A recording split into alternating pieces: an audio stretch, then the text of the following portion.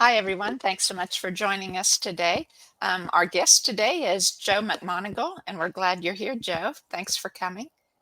And Raimi and Jessica, as always, I'm really happy to see you every week. And I'm going to start today by reading Joe's biography so that y'all know more about it. About him, I mean, not it. Joe McMonagle is a spirit healer on a threefold mission, helping people reconnect with their innate goodness and develop a closer relationship with the divine and gain healing and insights into their life purpose. His passion as a healer is channeled through storytelling, in which he weaves spiritual lessons. His debut fantasy novel, which is called Shadows and Light Journeys of a Spirit Healer, reflect his mission, drawing on his diverse experiences as an engineer, priest, therapist, and technical writer. Joe integrates wisdom and insight into his writing, offering readers an opportunity for self-discovery and transformation. His website is called Remember Your Divine You, and on it he also shares monthly blogs delving into the same themes.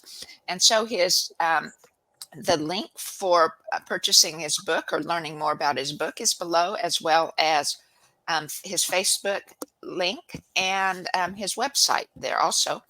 And a special offer that he gives for viewers of this podcast. If you subscribe to Joe's website by October 31st and purchase an autographed copy of his book, Shadows and Light, you'll get shipping costs waived. And so if you're interested, you can contact Joe through his website there. So there we go. What a great biography. And thank you again, Joe, for joining us. And what a very interesting background you have. Could you tell us more about you, please? Sure, And and how you absolutely. came to do what you do? Thank you again for having me, inviting me. It's a wonderful opportunity. Yeah, my life has been an interesting, kind of a meandering one. I was always an avid reader. I kind of thought I'd start with that because of the book and how that developed. I just devoured books as a kid. That's continued through my life, even through school. I know a lot of people when they were in school would say, "Oh, I don't have any time to read because I read too many assignments." And for me, it was my life. It saved me because growing up, I felt very different from most other people, even my family, and so I kind of lost myself in the stories that I read. I became a character along with the other characters in the story, and that kind of progressed. Um, I was raised Catholic, so and when I went to college, I lived in a somewhat traditional family, large family, but when I went to college, away from home, it was definitely a shock, and had some interesting roommates that I had to contend with that led me to wonder, why do I believe what I believe? What does it mean? So I started investigating, got involved in the local Newman Center for Catholic students, and found myself really exploring what I believed. Why did I believe it? Did I believe it in the first place? And stumbled upon a group called the Catholic Charismatic Renewal, which presented an image of God and the divine very different from what I grew up with. Everybody seemed happy and joyful rather than cowering in fear, concerned they're going to be condemned to hell for, stepping out of line. And that experience really changed how I viewed myself in relationship to the divine. I suddenly felt like I was loved, and it moved me to the point where I wanted other people to experience a different kind of life, not based in fear, and which led me ultimately to the priesthood. I was lucky that I stumbled upon a community that was very progressive, really emphasizing following your spirit wherever it led, and much to the chagrin of my parents, because they wanted me to become a priest for the local diocese that I grew up in, which was very conservative. And I loved doing the work that I did. I was in the community for 12 years, 6 in the seminary, 6 ordained, worked in parishes. But one of the things that was so critical to me that I felt, again, lucky was that my old religious community offered therapy. And it was so important for them that the guys who were ministering out of the community were balanced, had no hidden demons in their lives, were really good, decent people. So I took advantage of that, and in the process came out as gay, which, believe it or not, they had no problem with. In fact, half of my classmates were gay. Um, um, but I still felt really called to serve and bring a different impression of who we are and who we are related to the universe. Um, so I kept on in the ministry, was ordained, as I mentioned, and but in my second assignment in a parish, my orientation came a calling, so to speak, and I realized that I really needed to look at what I wanted. I knew I wanted to serve, but I also realized I wanted a husband. And ultimately, what I did was I left the priesthood, and 6 months later met my current husband, and I, had to pay the bills. So it's like, okay, where is this going to come from? And I got my bachelor's degree in architectural engineering, and so I was able to stumble upon a CAD software company where I could do technical writing as part of my job, and that was fine. It paid my bills. It enabled me to start putting money towards retirement. But I felt really, really unfulfilled. It was like, this is not what I should be doing. I mean, I know I need to make money. And what I found was kind of interesting. One of my first roles was actually in technical support, and I would have calls. I'd have to handle calls from people who were in a crisis mode about the work they were doing, and it struck me as so different because, I had previously talked with and ministered to people who were truly in life crisis about who they were and their relationship to God and what their purpose was. And here this person was worried about a piece of software that wasn't working the way they wanted it to. But I stuck around, kept on doing that. Actually, enrolled in a counseling psychology program to get a master's degree, thinking that being a therapist might be the role to go, where I can be of service. And I continued through that. I also worked full time as well because I just needed the money to pay for everything. And I loved it. The counseling degree was actually had an emphasis in transpersonal identity. So it includes spiritual, included discussions about things like Reiki, for example, and and just other ways of looking at the world, connections to nature, recognizing that we're all kind of part of the same thing. We're one. I know you talk about the oneness that we are, Carla, and I felt that resonates so much with me. But when I went to start seeing clients as a trainee, I realized that although I was good at it, I didn't love it. I didn't feel my passion around it. It was just like, this is great. And my classmates, I was envious of them because they were like, this is just what I'm supposed to be doing. And it's like, it's not what I'm supposed to be doing. So I got the degree, but I just kept on working at the software industry. And I said, okay, by that time I had a pretty close connection to divine beings, so to speak, and would talk to them every day and say, okay, guys, what am I supposed to be doing? Should I be looking for another job? And I looked for a job in the nonprofit. Nothing came about as a result of that. And ultimately, message I got was, there's more for you to learn in the software industry, in how you set boundaries and how you relate to different people, and also how you bring your own spirit into the workplace. Not in terms of trying to convert people or talk to them about God or spirit or whatever, unless they asked me, which some did, but more so just presenting who I was as a dedicated person of integrity, that showed up in the world and was always treating people well. And that's nice, but it's like, isn't there something more I should be doing? And ultimately, my divine advisors, as I call them, kind of had a bit of a sense of humor. The way they said it was time for me to start doing my real work as a spirit healer was that I got laid off. And yeah, and it didn't happen in a very nice way, but it happened.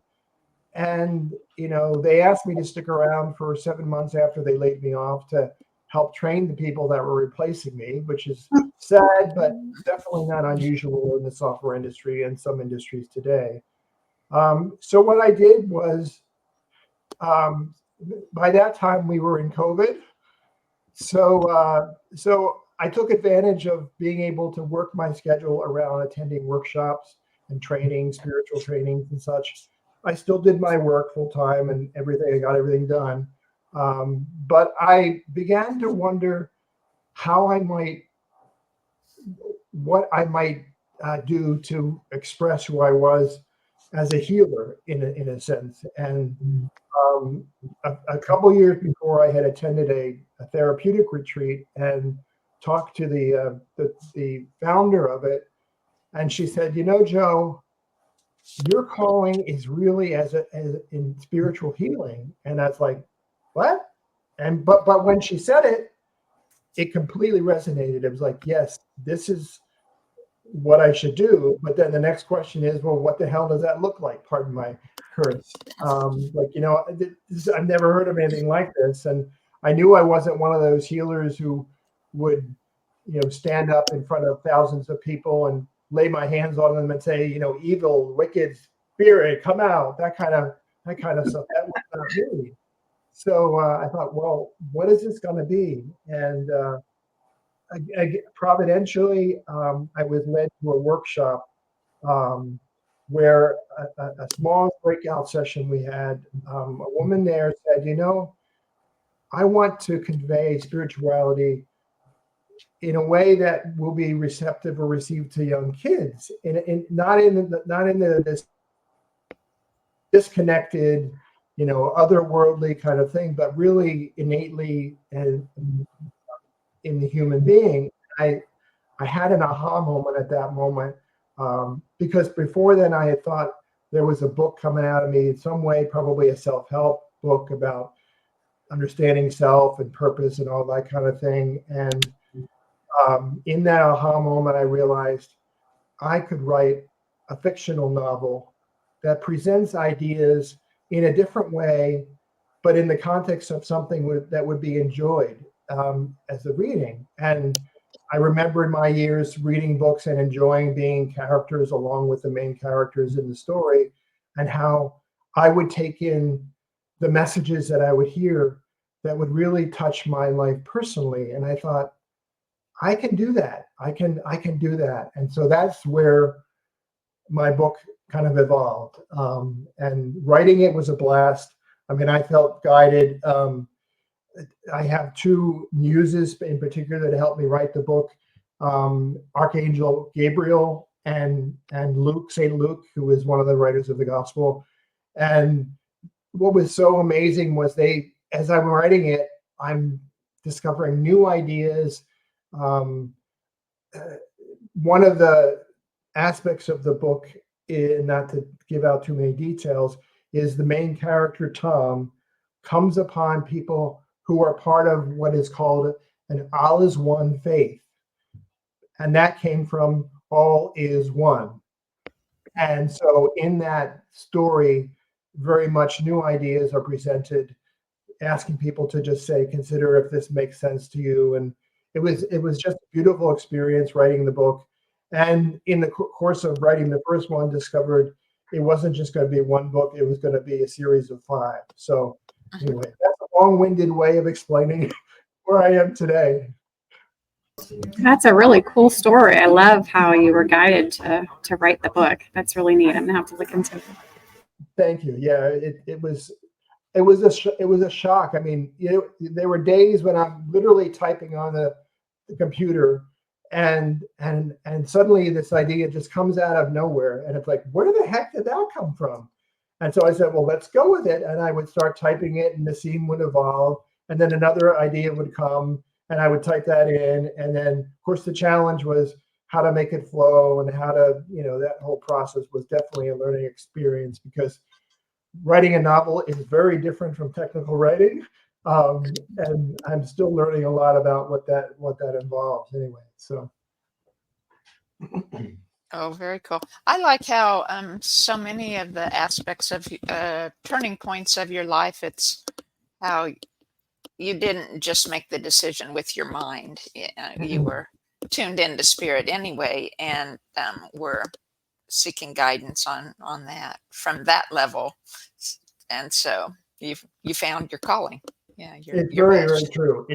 In fact, I contributed a chapter to a collaborative book about how I got where I am today, and it was fun writing even that story about what I called them was signposts of what the signpost, how a particular signpost led me to in a religious community, how it led me to leave the community, and so forth and so on. And it was definitely an interesting. I feel really blessed with my experience, even to the point where I grew up.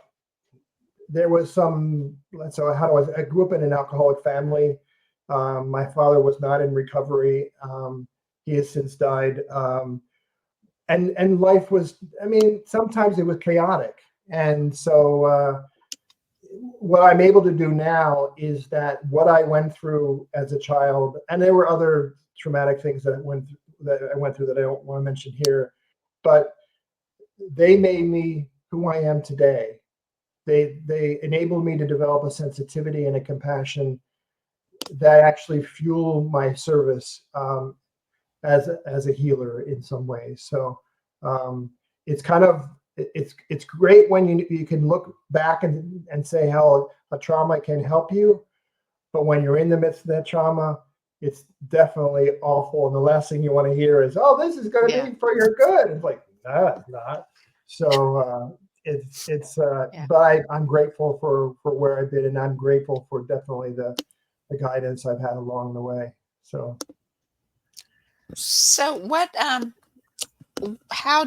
what form does your healing take place, your spirit healing? You talked about Reiki, but right. so just explain more of how you do what you do. Yeah, it's interesting. I have wrestled with that a lot, big time, and even in the last few months. So I have taken like aura certification programs to read auras through Dougal Fraser. I've worked with Denise Lynn in her workshops about connecting to spirit and how to do angel card readings and oracle readings. And I actually do offer what I call life moment readings. And I haven't had any takers since I did that, which is actually okay, because one of the issues, I don't know if you experience that, Carla, if you offer services, is how much do you charge, and do you feel like you're valued? I mean, are you worth what you actually charge? I Right. mean, initially I asked for like $30, and a friend who I went through aura training said, Joe, I was charged $150 by one practitioner, and your reading of me was so much better than that was. And it's like, really? She said, well, that's kind of why you're not getting any people, because you don't really believe in your gifts. And so I struggled with that. I also struggled with, if I'm going to help someone remember who they are innately, that they're innately divine, that means building a relationship with a person, and it becomes almost a therapeutic relationship, like I would have had if I had seen clients as a therapist. And a part of me thought, do I really want to develop that kind of relationship with someone? For a year, when I saw clients, I saw most of them for a year, and I realized this is going to sound bad, but I really didn't want that long-term relationship with people. I wanted to help people, but I didn't want to do it in this long-term way. So I kind of stepped back from that a little bit and thought, perhaps the way I can do that is just by offering the hints, the stories in both my blogs, but also in my book, to invite people to consider things differently. I was kind of thinking about this in a way because, right now we have a lot of polarization, and religion plays a big part in that. It's really unfortunate, but I also am aware of people who are very they have a struggle with the idea of God, of a higher power, of a united consciousness, and I think for many people it's because they've been hurt. Religion has been used as a way of controlling them or a vehicle of supporting abuse.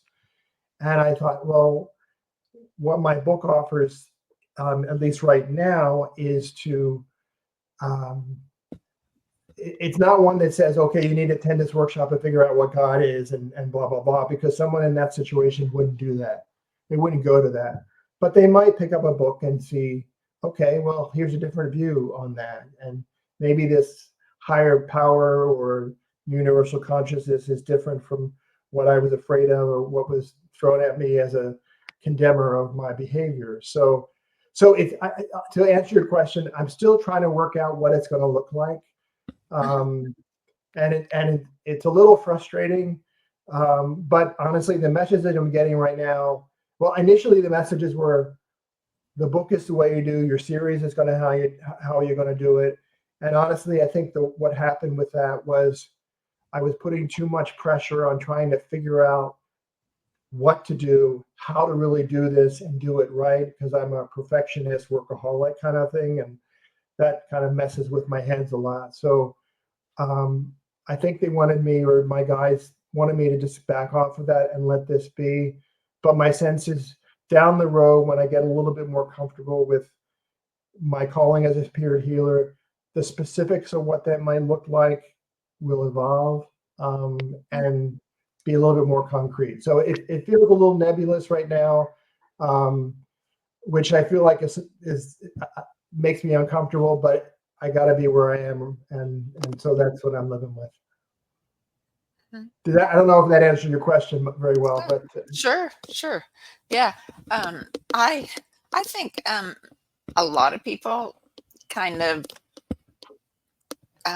evolve into finding what they're really supposed to do, or what that passion is in them. I know that was with me. It just kind of flew at me sometimes, and other times it's a lot of deep searching. And so I don't know, everybody's unique, but I think we all kind of generally evolve into it.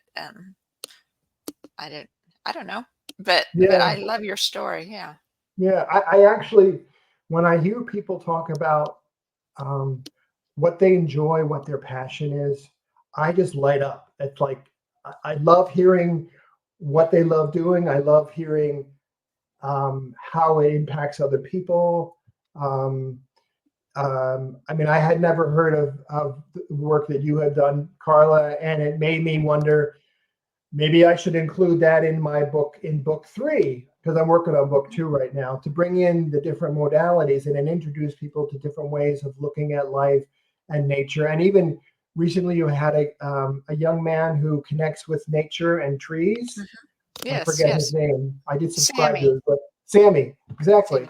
And I love that idea. And I thought, one of my characters in book 2 is really attuned to nature. She has a strong earth sense, as I'm calling it.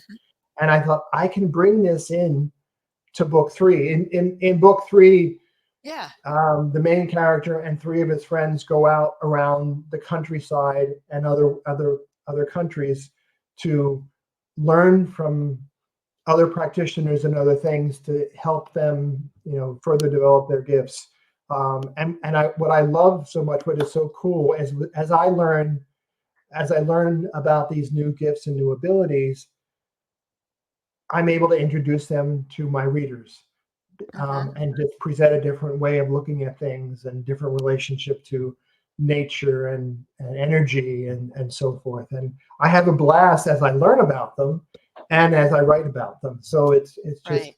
but like I said, I just love hearing people's passion and finding out about what it's about and what they love about it and how it drives them and just literally how it impacts their life. So I've looked into some of the stuff that you've done, Carla, and as well as Sammy, and have been very intrigued.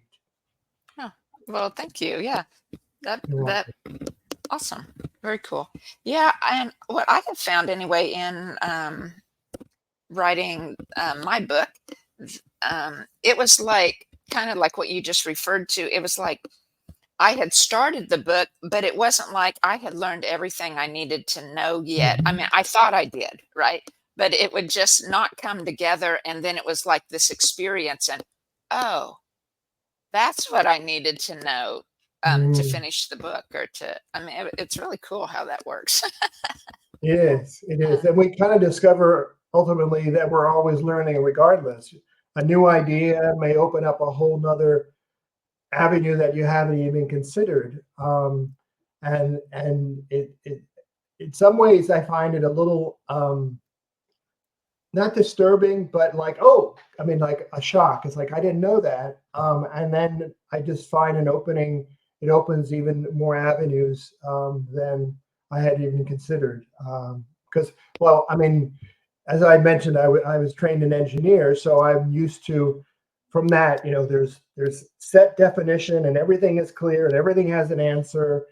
And in fact, when I started taking theology classes in the seminary, I was faced with a struggle because I kept reading different opinions about the same thing. And my response was, well, who's lying? And it wasn't until later that I realized they're all presenting it from their understanding, their experiences, and what makes sense to them. And I thought that really applies to life and universe and universal consciousness and God. People try to understand things from their perspective, from their experience, and they got to follow what resonates with them, regardless of what other people think. If they think it's kooky or woo-woo or even in some cases sacrilegious or whatever, it doesn't matter. You got to follow what makes sense to you, and that's so freeing because there's not one set for everybody that's identical because we're all different, and that's so great. I mean, for someone who always felt different than most people, it was nice to know that being different was actually a wonderful thing. So, Don't you think that most people feel different, and when you're younger or when you're growing up? I know I did, in different ways. And it was like we all feel separated, right, in some way or the other, instead of really knowing that we're all part of the oneness, right? All yeah, part I of the do whole. I do believe that everybody feels different in the same way, but they don't always think that other people feel different. I mean, when I was growing up, I was not yet out, of course, as a gay man or gay boy. I was skinny. I was not athletic. And so with all the other boys, I went to a boys' high school and I just didn't fit in. I mean, I didn't like sports. And my father's like, well, join the little league. And I wasn't very good at it. I knew I didn't belong. And I ended up dropping out because I was battered by the other players. So I did not fit. I didn't seem to fit with the definition of what a boy should be. And the other thing was I thought a lot. I reflected because I felt different. This is common with a number of people who have different sexual attractions or experiences of their own identity, you start reflecting about, well, why do I feel different than this? And there's a lot of internal work that happens.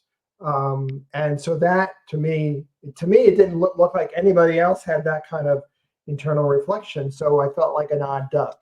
But I, now as an adult, I think, yes, absolutely. Everybody feels different. Everybody in some ways might feel like a fraud, even though they're not consciously aware of it. I think some people who are, have major egos, or everything is about them. I think inside they're scared little kids who are afraid that people will find out who they truly are. And I know a number of people in leadership positions who are in that place. I think some people would know that. And so, what I do, because well, how can I help these people as a healer? And so far, all I know I can do is offer blessings to all those people, and to offer, and my book has a specific leaning to it from a kid who doesn't fit in from the standard definition of what a boy should be like. But I'm hoping that it will be an avenue for people to say, hey, I'm different, but it's okay. In fact, it's a good thing. So, and how to reach people who feel different, but don't let themselves admit it. That's a big question. Yeah, yeah, that is. Yeah, and I agree that we don't think while we're growing up we feel different, but we don't think others feel different. Right, We think it's right. just us. Yeah. It looks like they all have their act together and you're the only one that doesn't. Yeah. So obviously something's wrong with me, or I would fit in and not have this issue with that everybody else doesn't have. So yeah. Yeah.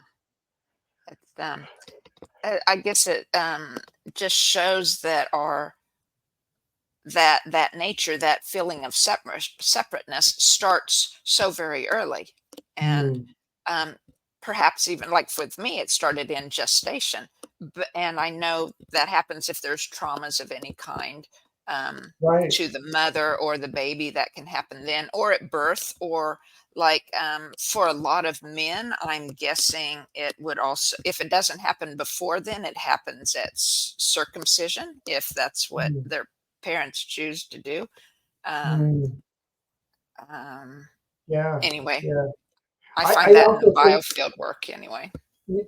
some of it, honestly, I believe in reincarnation, which obviously is not part of the Catholic Church teaching. So that's one of the reasons why I'm not. But I believe, prior to incarnation, we are all so aware that we are one, that we share the same essence. We share the same essence as a higher power, so to speak, God. So we're all divine. But we choose to be born, and by being incarnated, we break off that connection. We forget ultimately who we are intentionally, so we can have a different experience, maybe bring in new learnings, or maybe, and I also believe this, is that prior to incarnation, we decide what our purpose is for the incarnation. And so once we're born, one of the steps is to try to remember who we are and to try to live out the calling or purpose that we have. So initially we automatically were separated, and even the act of birth is a separation. And so that keeps, we're separate. And part of the goal is to realize we're not separate, we're the same. Some people remember that, some people don't, and the don't, is unfortunate. But I keep telling myself every path is each person's path, and so my mother is still a Catholic, very traditional, and she knows that I'm not a Catholic anymore, which really hits her hard. And it's like, Mom, I understand where you're from. The Catholic faith played a very important part in my life. Many of its tenets I still hold dear. But I'm not that way anymore. And you'll have to let people discover what makes sense to them. And I think I went on a tangent. Sorry about that. No, it was all good. Yeah. There was a thought I had, but it just kind of went out the window. But I was listening to you, and these thoughts were swirling in my head, and so now it just went out. I understand. Well, I have a question. So I loved how, because I think it resonated with me, how you were talking about when you were in the engineering job, little change of subject, but when you were in that position and you were trying to, find something else or get out, but you were told that you were supposed to be there. There were more learnings for you. I feel like I'm in that same place. And I'm just wondering a couple of things. Do you feel like you found what those learnings or the reason for you staying there longer are? And have you used that concept in your books? That's good. Interesting. I did not use the concept in the book. I should have. It could be, I could add it later, I think. But yes, it was really a struggle to figure out what it was. And I laid this on my old boss, learning, because I was for the last 15 years of my work at the job, I was a technical writer manager. So I managed people.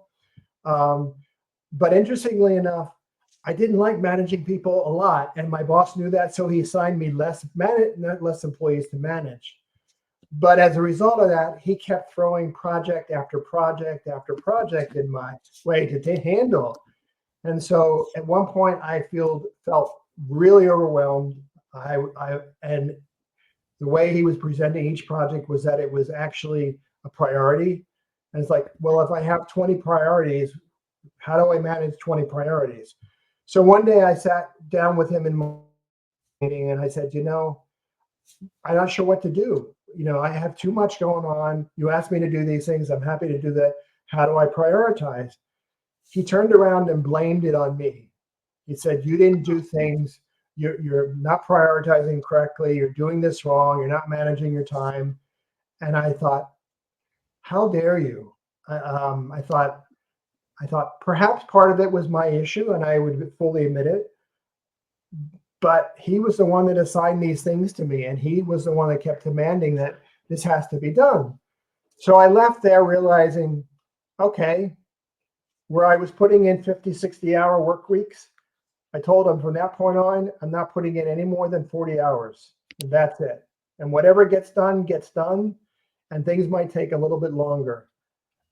Part of me was expecting him to say, well, so long, sucker, you're out of here. He didn't. And so what it taught me and what I had to learn was really setting boundaries, really recognizing that I didn't have to kill myself to consider that I was doing my job. And it really challenged my workaholism that I had actually worked on for years, for a while. But it basically said, you got to take care of yourself. You know what's right. Follow your intuition, and be able to say no when something would not be of service to what you're doing or would impact other work that you're doing. I don't know if that's impacting. I mean, if you have that circumstance in your job as a traveling nurse, Jessica, but being able to say no. And the hardest part, I think, someone in the helping profession is there are so many people who need help. And the last thing you want to do is not help them. But the problem is, if you overextend yourself, you're not going to be able to help anybody else. So, that's kind of what the turning point was. It took a few more years before to learn that, before finally I got laid off. And it's like, okay, now it's time for you to move forward with being a spirit healer. But that was, I think, the turning point for me. Thank you for sharing that. Appreciate it. Yeah. You're welcome. I was looking over your website a little earlier this morning, and what drives me is the spiritual. part of life, and talking about it. And that's my passion. And I love that shows in your website. There were so many things in your blogs, and I guess they would be all considered blogs. I don't know. There was different tabs, and I was clicking on Right, different right. ones, and there was so many, such a multitude where you were relaying how the spiritual affects us in the daily. And I was wondering two things, whichever way you'd like to go, if you could share more about the divine humor that you notice, and Oh yeah. also perhaps how you um, perceive or how you experience the support and signs that you receive from your guides. Sure. Divine humor is really interesting.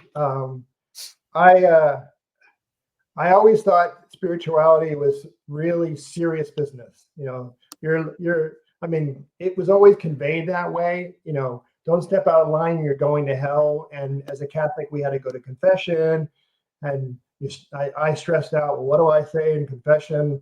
I talked back to my parents. I hit my sister, that kind of thing. But of if you don't do it right, you're going to hell. And as a Catholic, I was taught that if you die with a mortal sin on your soul, you would go to hell. So it was always serious and always fear-based. So when I had a changed experience of God and loving and caring, and realized I wanted to share this with people, I still considered it serious business. So humor had no place. It was like, no, this is really serious. You got to get this thing right.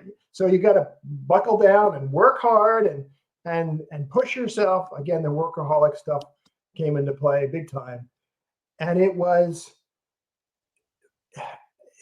as I developed closer relationships with my divine advisors, who I created, and I learned about that actually.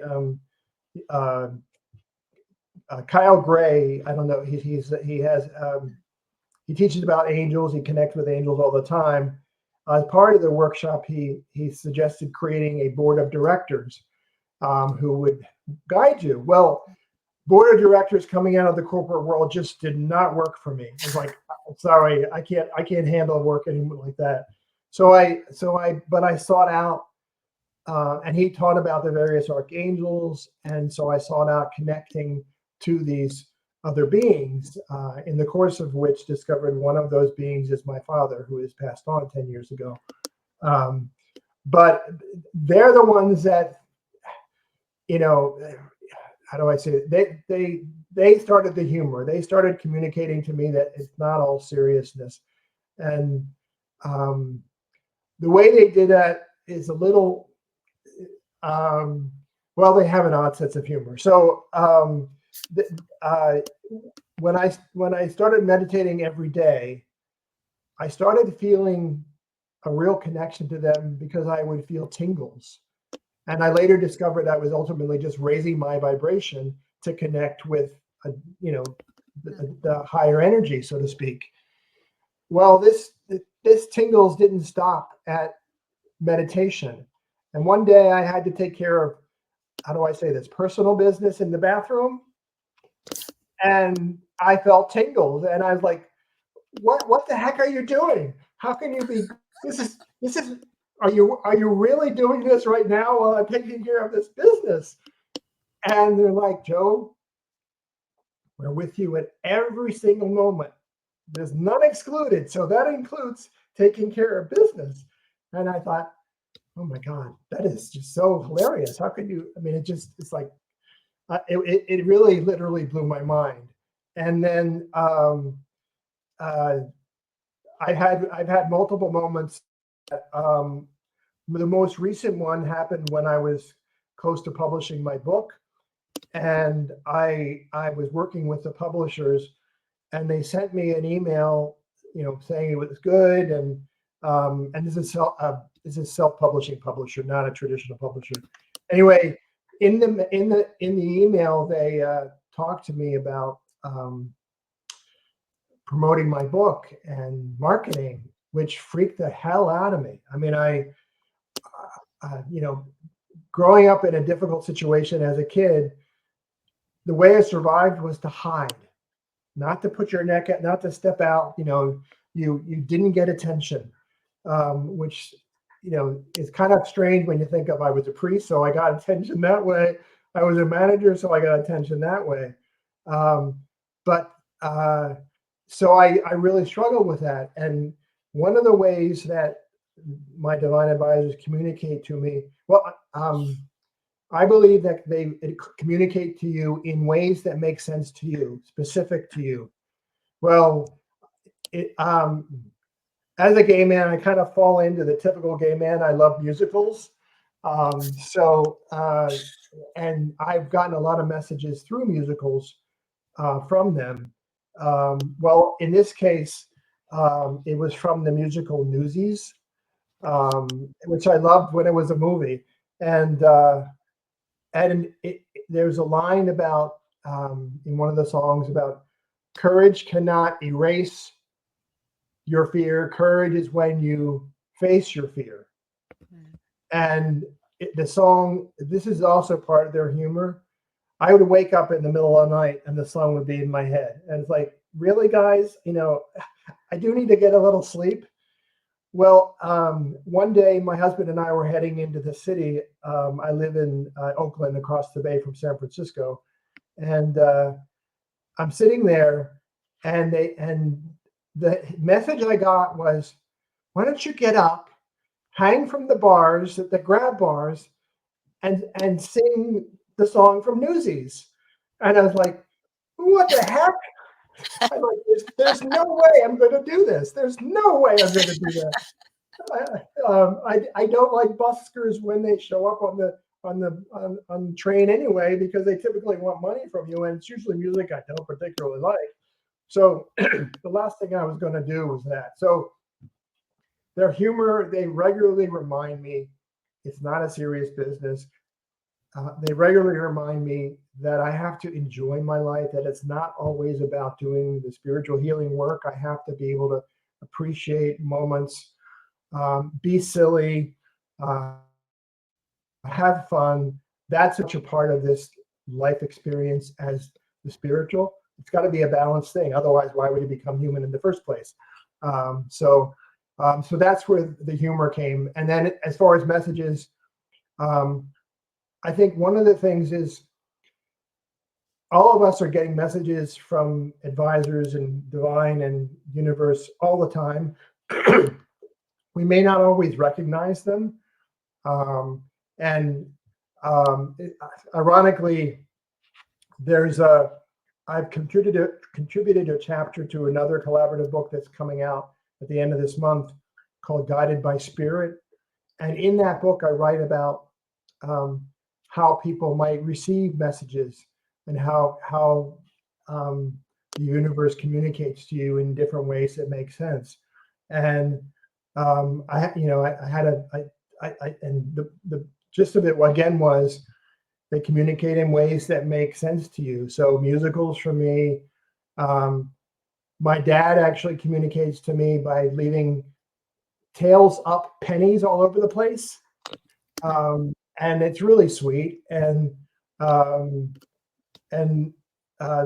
number of other ways. So my belief is that they're communicating with people, supporting people all the time. You know, everybody has guardian angels, and people might not be aware of them.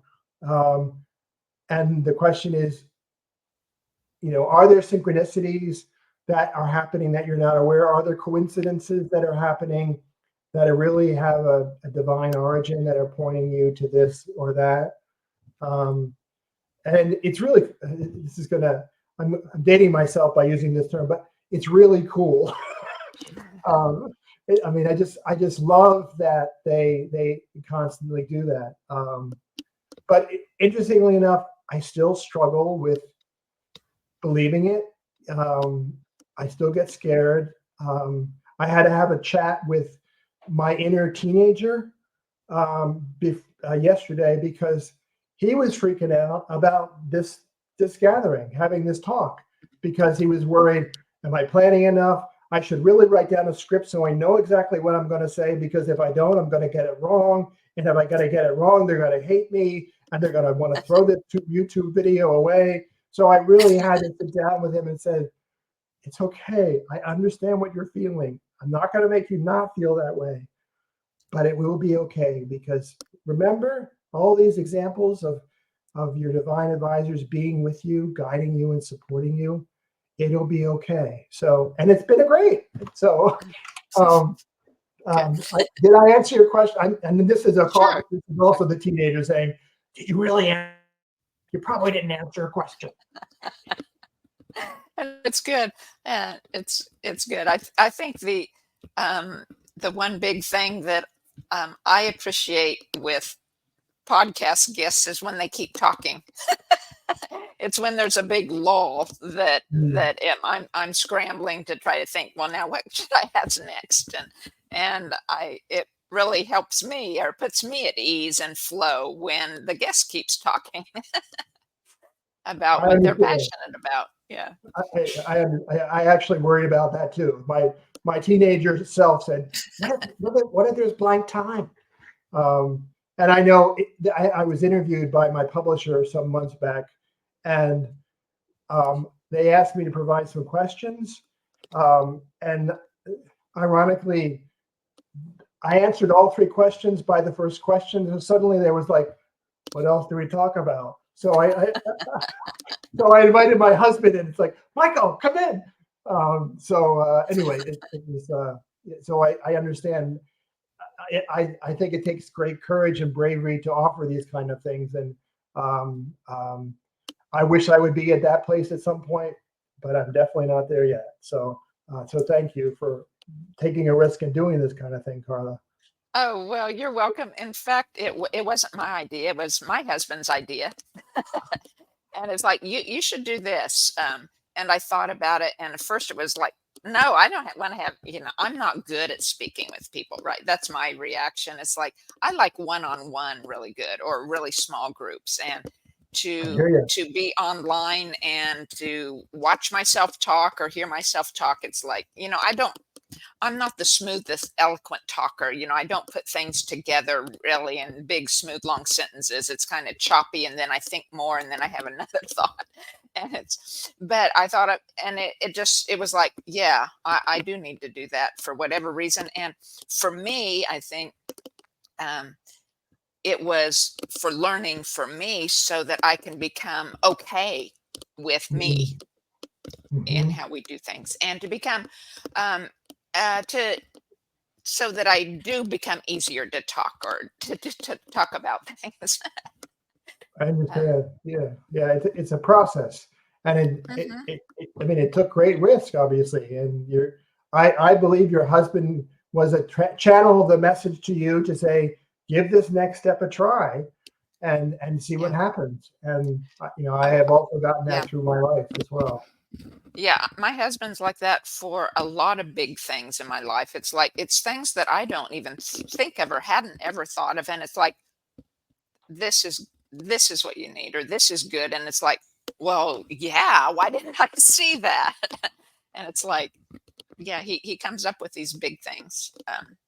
They might be little, but the big ideas that I never think about are usually his. I understand that. You got muses in different places. My husband operates that way too. The vacation I went, we were on a cruise for a part of the time, and he's like, "We'll give out your bookmarks," because I made bookmarks that have an image of the front of the cover of my book. I don't know if you can see it. That's just part of it. Put it closer to your camera. Yeah. Yeah. I'll here's the actual book. Okay. So I took a clip of it down the center and turned it into a bookmark, because people were saying, I'm thinking, well, how do I give out, a business card and blah, blah, blah. And I thought, people don't use business cards these days. I thought, but if they read a hard copy book, they could use a bookmark. So he suggested, bring your bookmarks. We can give them out. I was like, what do you mean give them out? How are we going to give them out? We're going to say, here, want a bookmark? And in some cases, Michael found a way in the conversation to bring up the fact that I was an author, and then he would pull out the bookmark and give it to him, and I would be like, "Oh my God!" So sometimes it is helpful to have someone who's a little bit more, who well, for me, doesn't get caught in my own fear of risking. So it sounds like your husband has become a vehicle of that for you. Oh, definitely. Yes, That's cool. definitely. Yeah, it is. Joe, we have just a few minutes left. Is there anything else about your books or one question I had, it was on your offer to viewers. So I know you gave the Amazon site, but you're also selling books from, because it was an autographed copy, selling it from your home. I purchased 30 copies of the book, and if people want an autographed version, they can order it from me through, they just need to contact me, and I can autograph the book, and I can even include a bookmark if they want that. And I just had the same thing. I was going to say something, and it went right out it's like, all right, guys, hey, can you bring it back? Although my philosophy is if it was important enough, it'll come back.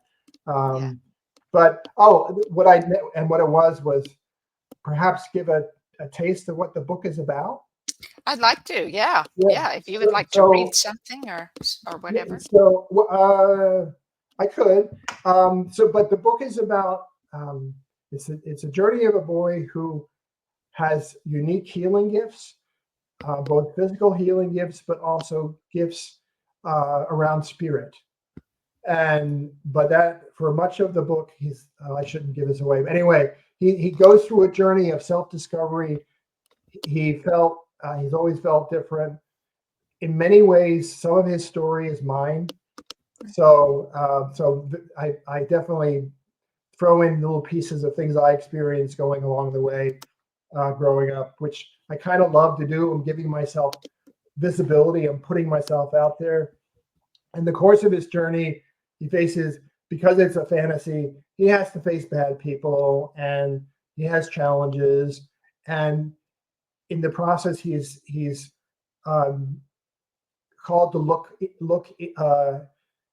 at God and faith and what this is all about. He's threatened by a figure. He has to escape to another land where he meets people who are different than he is and have different faiths.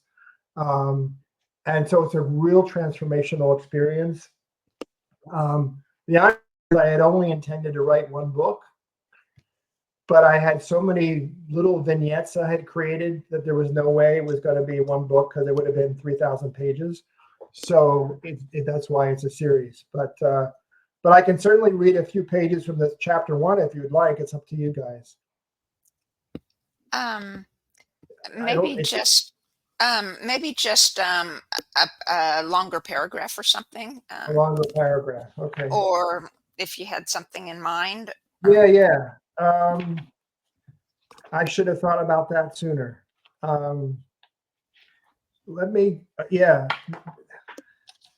This is in the first chapter, and it's actually a situation with his sister. Okay, which that sounds I good. find kind of amusing. Tom's sister Melly is a little older than him, and she's pretty smart on her own. And an elder comes to their home pretty angry because Melly wasn't really doing things the way he wanted them. So the elder asked about your behavior yesterday, his mother stated. Did you talk back to him after he asked you to be silent? Yes, ma'am, she gulped. Melly's light brown hair looked to be a bit tangled, and her button nose had something on it. You know better. Apologize, his mother demanded. Sorry, elder, Melly replied. But what about her assignment, the elder demanded, his fist clenched. What did you write, Melly? His mother asked calmly. Well, Melly paused. My exact words were, the requirement to attend chapel every Sunday is antithetical to the belief that dew is omnipresent. At the end of my essay, I asserted that we can worship him equally well at home, in nature, and even in the privy, she added with an impish grin. Yeah, yeah, and the elder didn't like it. He didn't like that she was referring to poop. Pardon the expression. But later on, Tom's like, I can't believe she said that. So, so that was one of the reasons why it was such a fun experience to write, because I let myself, write whenever I wanted. So, Oh, very nice, very nice. Very good. So, why don't we end there for today? And Joe, thank you so much. It's been a very enjoyable conversation. well, thank I think you. we've Thank all you. gained from it. And thank you all for watching. We'll catch you next week. Oh, and here, wait, I forget. I always forget this. There, oops. Like and subscribe, please, to help us Brilliant. grow. And bye-bye. Thank you. Thank you. Bye.